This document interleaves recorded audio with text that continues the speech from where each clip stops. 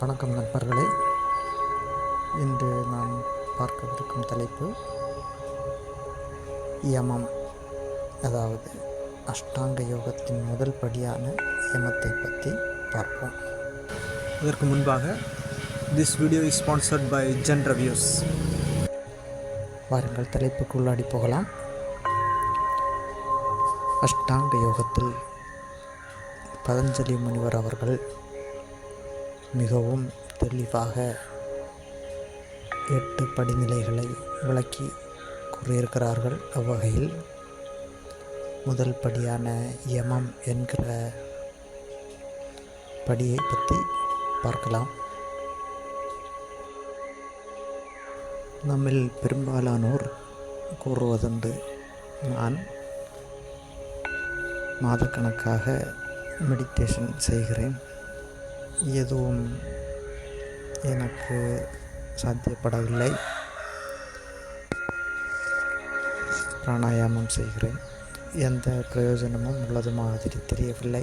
அப்படியெல்லாம் ஒரு கூற்று பெரும்பாலானோர் கூறி வருகிறார்கள். இதையெல்லாம் கேட்கும்போது சற்று வியப்பாகத்தான் தோன்றுகிறது.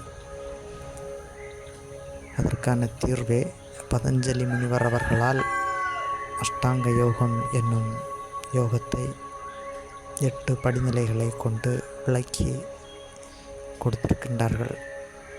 நாம் ஒவ்வொரு வகுப்பாக தேர்ச்சி பெற்றுதான் அடுத்தடுத்த வகுப்புகளில் செல்ல முடியும், 10வது வகுப்பை அடைய முடியும்.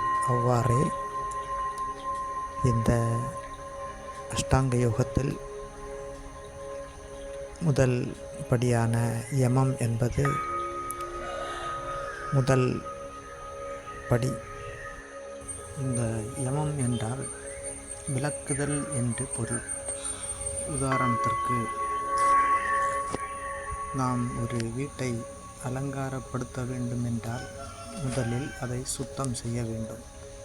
அதன் அடிப்படையில் நாம் சிலவற்றை நம்மிலிருந்து விலக்க வேண்டும். அவை 5 வகையாக பிரித்திருக்கின்றார்கள்.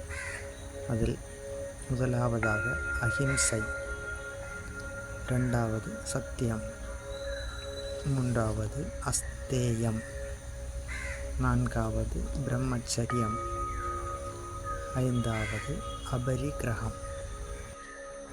அவ்வகையில் இந்த விளக்கப்பட வேண்டிய இந்த 5 விஷயங்களையும் நாம் விளக்கினால் மட்டும்தான் முறையான தியானத்தை கற்று தியானம் செய்ய முடியும்.